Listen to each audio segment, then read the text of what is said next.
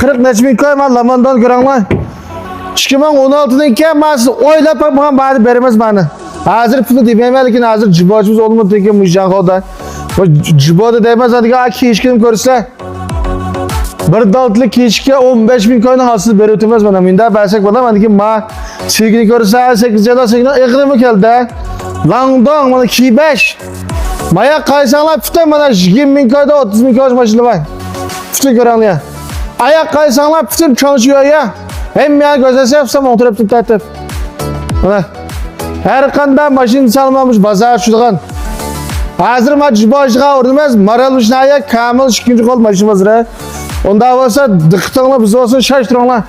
10 minutun ki müşcan kolda cibonu başlaymaz.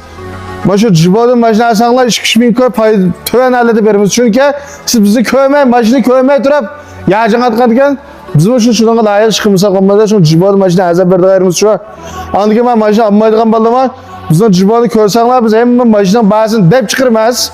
Asanlar musanlar kallanılda ben manda maşini maşini kalsam bolken dediğin sampaydalıda onda olsa hazır 10 minutun ki ciboda muşu can kodu köreşmişsek hesap emez, muşu cibodan saklayamaz.